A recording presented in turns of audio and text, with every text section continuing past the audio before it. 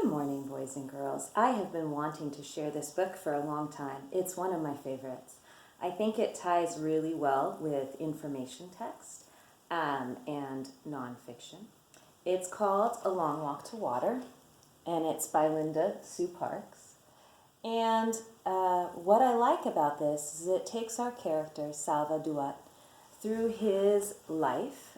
He's still alive. He's a little younger than I am.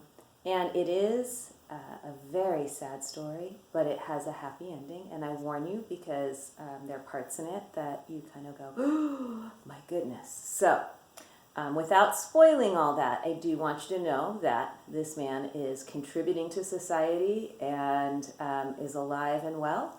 So not to worry.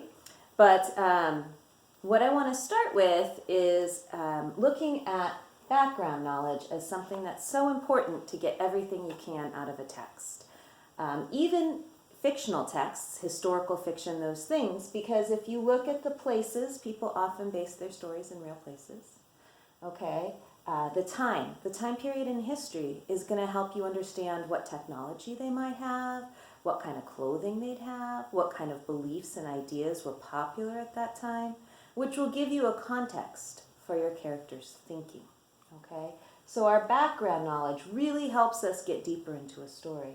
The events that are happening in the world at that time. For example, in Sudan, where Salva Duat was growing up, there was civil unrest and there were constant skirmishes and little wars and battles being fought.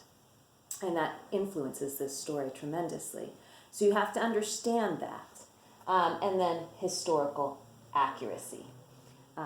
Any book that you read, fiction, nonfiction, sometimes the author takes a lot of liberty with the time, the place, the events, and sometimes they're very accurate. And if you look at other resources, which good readers always do, you get a better sense of how accurate your author is about the situation or what perspective they're taking, what point of view. And again, that helps you to understand what the characters might do or say or think, depending on what the historical accuracy is or the events at the time. So I challenge you to do a little research about this book. The first time I read this story to my students, it started out with talking about Salva running into the bush. My children were like, well, that's dumb. Why would you run into a bush? They meant the African bush, which is the wilderness in Africa. I invite you to go look that up. It'll make much more sense to you when I read this story. All right, so this book starts with a visual. It starts with a map, and it shows you Africa here, and that this is a broken down area. Northern Sudan, southern Sudan, Sudan in general. Here's Ethiopia all along here, and Kenya, and Uganda. So our story is going to travel through this area here. And you can look it up on a bigger map so that you get a better visual. Again, that will help you with your background knowledge of this story. This story tracks two characters, actually, Naya and Salva. And it juxtaposes two time periods in history. So you got to pay attention as I change characters. And let me just make sure I know how much I want to read to you, boys and girls, because if I recall correctly, I'm going to read the first two chapters. Chapter 1, Southern Sudan, 2008. Going was easy. Going. The big plastic containers held only air. Tall for her 11 years, Naya could switch the handle from one hand to the other, swinging the container by her side, or cradle it in both arms. She could even drag it behind her, bumping it against the ground and raising a tiny cloud of dust with each step. There was little weight going.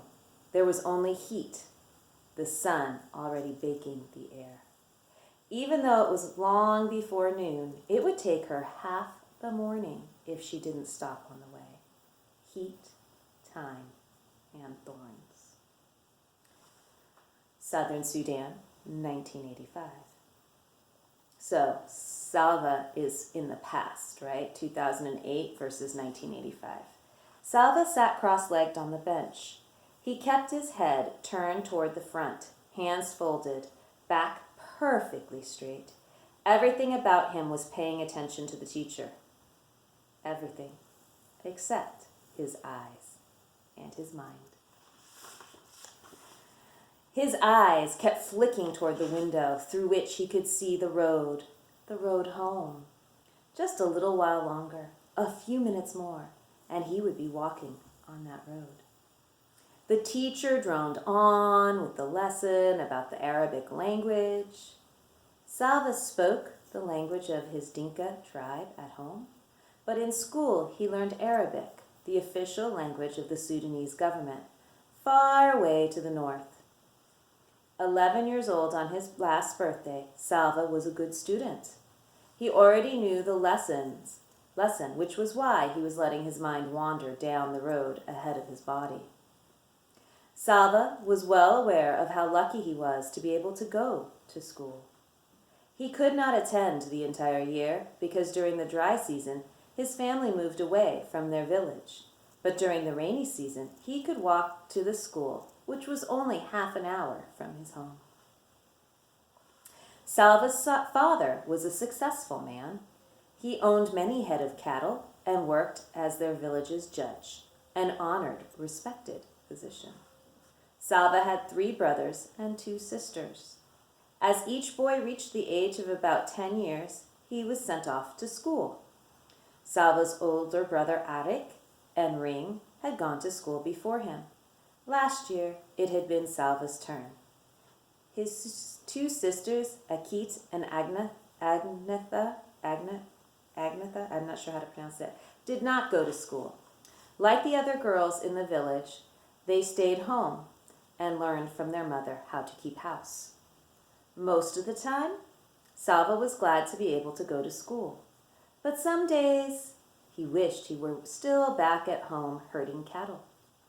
He and his brothers, along with the sons of his father's other wives, would walk with the herds to the water holes where there was good grazing.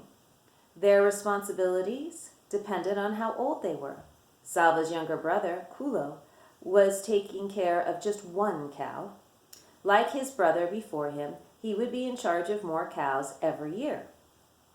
Before Salva had begun going to school, he had helped look after the entire herd, and his younger brother as well. The boys had to keep an eye on the cows, but the cows did not really need much care. That left plenty of time to play. Salva and the other boys made cows out of clay. The more cows you made, the richer you were. But they had to be fine, healthy animals. It took time to make a lump of clay look like a good cow. The boys would challenge each other to see who could make the most and best cows. So kind of like your video games, right? You want the most points, you have to build the best cows. I can't really picture my students making cows, but okay.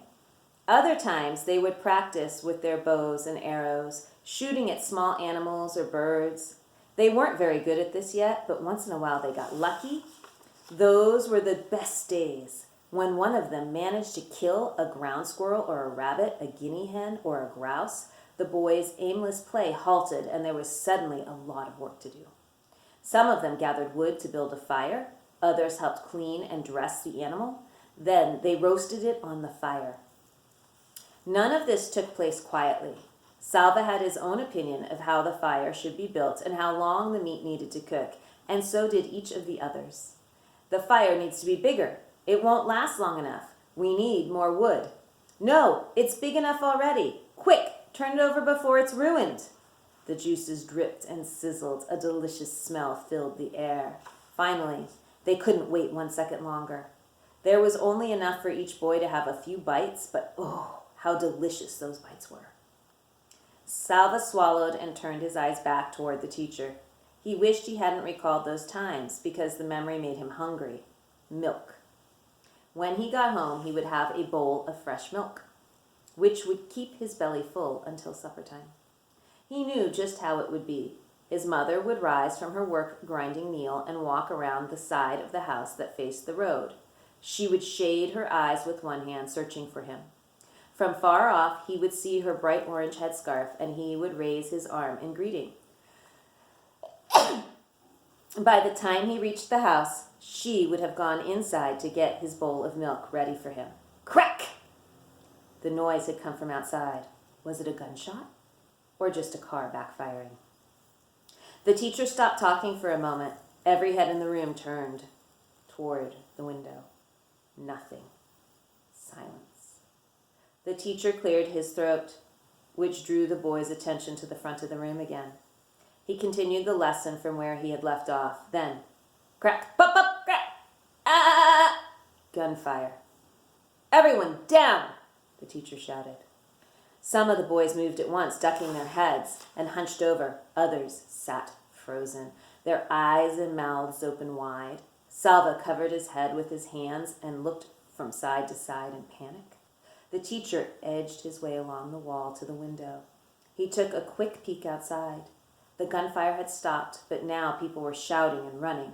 Go, quickly, all of you, the teacher said, his voice low and urgent. Into the bush. Do you hear me? Not home. Don't run home. They will be going to the villages. Stay away from the villages. Run into the bush. He went to the door and looked out again. Go, all of you, now.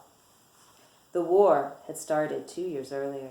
Salva did not understand much about it, but he knew that rebels from the southern part of Sudan, where he and his family lived, were fighting against the government, which was based in the north.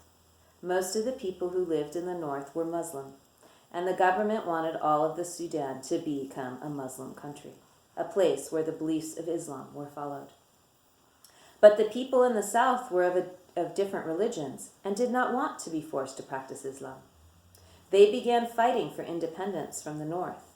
The fighting was scattered all around southern Sudan, and now the war had come to where Salva lived. The boys scrambled to their feet. Some of them were crying. The teacher began hurrying the students out the door. Salva was near the end of the line. He felt his heart beating so hard that its pulse pounded in his throat and his ears. He wanted to shout, I need to go home. I must go home.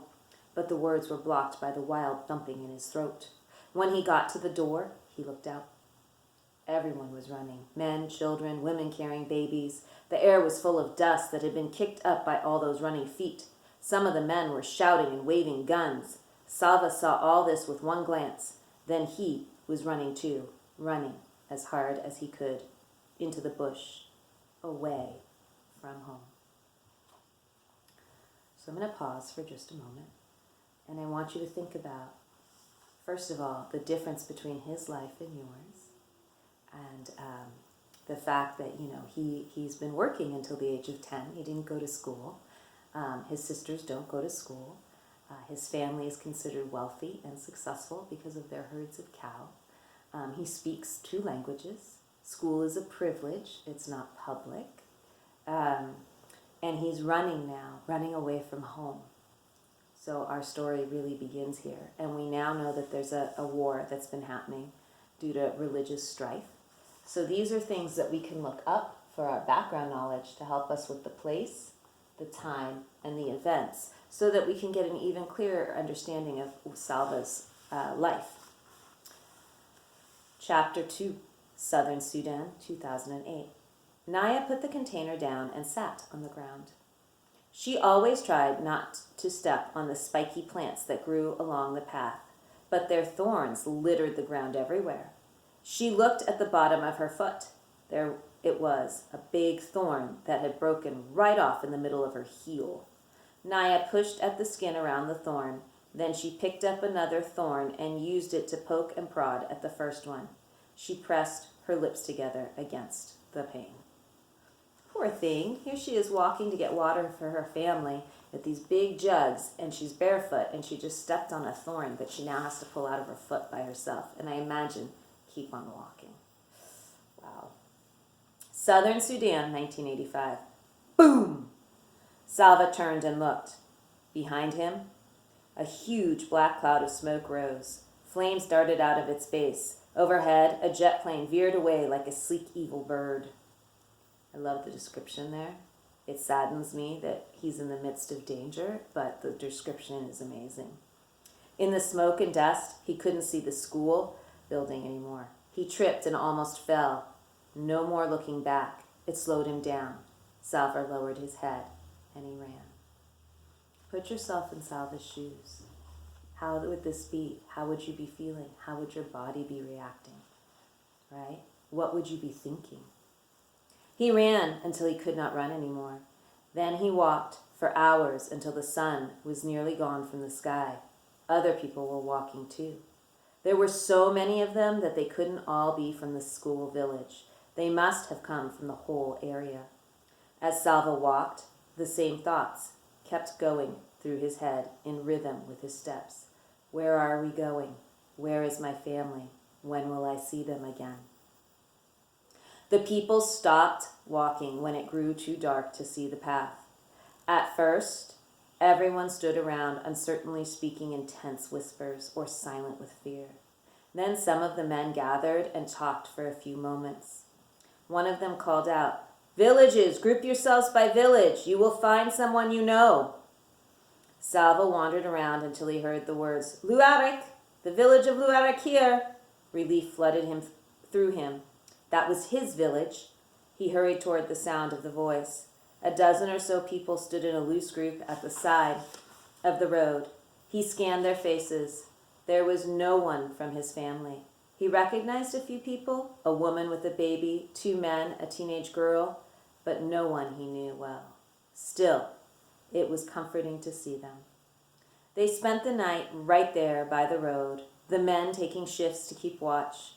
The next morning they began walking again. Salva stayed in the midst of the crowd with the other villagers from Luarik. In the early afternoon, he saw a large group of soldiers up ahead. Word passed through the crowd. "It's the rebels. The rebels, those who were fighting against the government." Salva passed several rebel soldiers waiting by the side of the road. Each of them held a big gun. Their guns were not pointed at the crowd, but even so, the soldiers seemed fierce and watchful. Some of the rebels then joined the back of the line. Now the villagers were surrounded. What are they going to do to us? Where is my family?